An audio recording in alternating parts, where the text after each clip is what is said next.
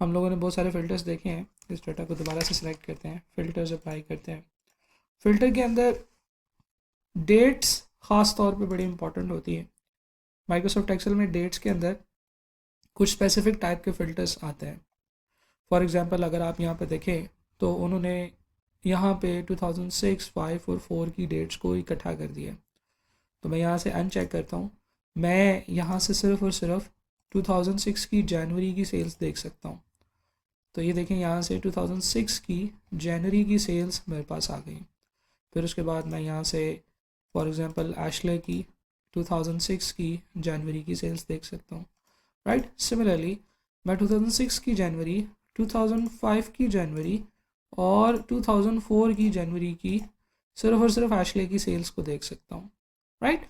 तो यहाँ से जब हम मल्टीपल डेट्स डालते हैं तो माइक्रोसॉफ्ट एक्सेल इन डेट्स को ग्रुप कर देता है, और इस ग्रुपिंग की बेस पे हम डिफरेंट टाइप के मज़ीद फ़िल्टर्स लगा सकते हैं, राइट। मैं डेट से फ़िल्टर्स को ख़त्म करता हूँ, सेल्स एजेंट से भी फ़िल्टर को ख़त्म करता हूँ, क्लियर फ़िल्टर पे क्लिक करके। अब मेरे पास देखें कहीं पे भी कोई भी फ़िल्टर अप्लाई नहीं है।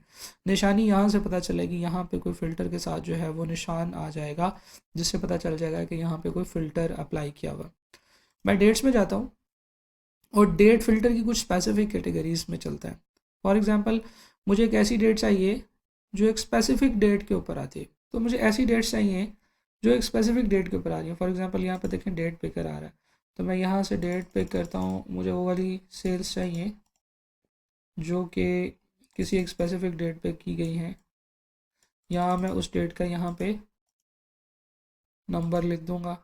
फॉर एग्ज़ाम्पल मैं यहाँ से सिलेक्ट करता हूँ 10 जनवरी 06। जैसे मैं ओके करूँगा तो सिर्फ वो वाली सेल्स मेरे पास आ जाएंगी जो सिर्फ और सिर्फ 10 जनवरी 2006 को की हैं, जिसने भी की हैं, जैन, एशले, क्रिस्टन, जिसने भी की हैं। मैं यहाँ से इवन देन फिर सेल्स एजेंट में से भी सिर्फ एशले को सिलेक्ट कर सकता हूँ, right. So you get the idea कि जिस तरह से हम लोग डेट्स में फ़िल्टर्स को अप्लाई कर सकते हैं। यहाँ से भी फ़िल्टर को ख़त्म करते हैं, यहाँ से भी फ़िल्टर को ख़त्म करते हैं।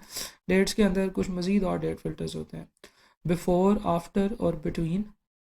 बिफोर का मतलब होगा किसी एक स्पेसिफिक डेट से पहले, आफ्टर किसी एक स्पेसिफिक डेट के बाद, बिटवीन दो डेट्स के दरमियान में, next week, this week, last week, year to date, all dates in the period, यानी कि किसी भी एक पीरियड की तमाम डेट्स, या फिर कुछ कस्टम फिल्टर में हम लोग डेट्स वगैरह को अप्लाई कर सकते हैं।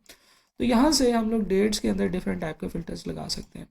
सिमिलरली अगर हम डाटा से इंफॉर्मेशन एक्सट्रैक्ट कर रहे हैं with the help of pivot table, pivot table जो हम लोगों ने इससे पहले वाले मॉड्यूल में देखा था, वो अब दोबारा इंसर्ट करके देखते हैं।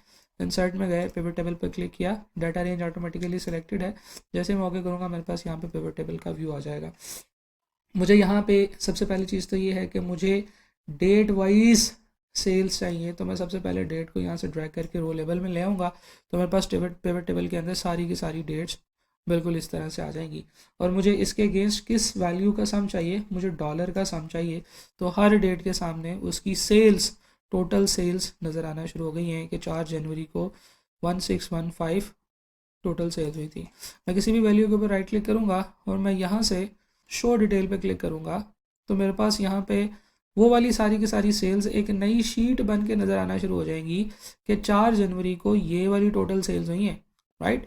माइक्रोसॉफ्ट एक्सेल एक नए टेबल में मुझे ये वाली सारी इन्फॉर्मेशन देगा। मैं इसी तरह से फॉर एग्जांपल 12 अप्रैल की वैल्यूज़ के ऊपर क्लिक करता हूँ शो डिटेल पे, तो there is a new sheet included in the sheet. एक नई शीट बन गई है जिस सारी की सारी शीट में 12 अप्रैल की सेल्स मेरे पास आ रही है, राइट। तो इस तरह से हम लोग पिवट टेबल के अंदर से भी डाटा को एक्सट्रैक्ट कर सकते हैं।